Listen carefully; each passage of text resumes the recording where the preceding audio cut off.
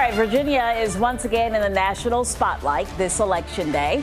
The Commonwealth has long mirrored national political shifts before they happen, and we're taking a closer look at what Virginia's results could reveal about the broader mood of the nation. We have again with us political analyst Leslie Coggle. Thank you so much. Thank you. This race is getting a lot of attention. It's all over the national news. Everybody's watching Virginia, New Jersey, and New York, and even California.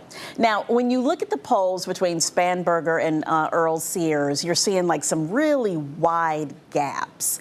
Are folks going to be watching to see just how wide that gap is to kind of determine what that might mean for how the nation is feeling about the current administration? I'm going to be honest with you. I think people are going to be watching Virginia, and they're going to be watching the House of Delegates races more than the gubernatorial races to see what the general mood is. All right. For a variety of reasons, in part because I think, there are always candidate quality and kind of the types of campaign issues they focus on and the qualities of their campaigns themselves. And to a great degree, I think a lot of people, even in the Republican Party, have kind of made the determination that Winsome Sears was probably an underdog and not likely to do well.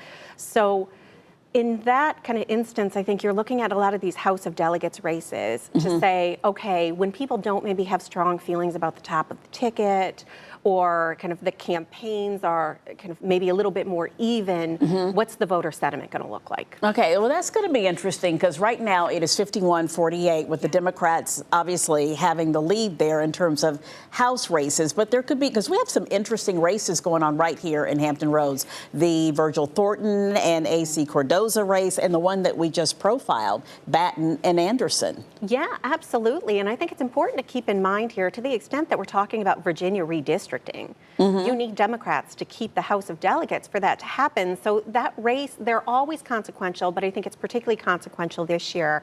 So in a lot of ways, we always focus on the top of the ticket, and that's going to be an interesting race, but these down ballot races are really important tonight too. Well, they just introduced this idea, at least in Virginia, about redrawing the congressional maps. I did see at least one local race try to play on that as a negative for the candidate supporting that. That's been a national issue. How might that play, do you think, with voters, or is it?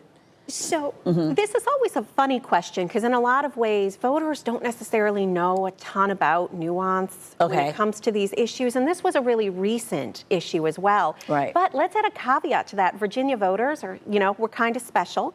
Right?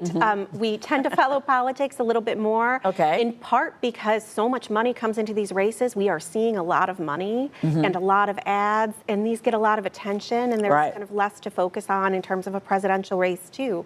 So I don't know how many people know about the constitutional implications, but to the extent that people do, you can imagine this might be one factor if they're undecided. Yeah, it could be. It could put someone over.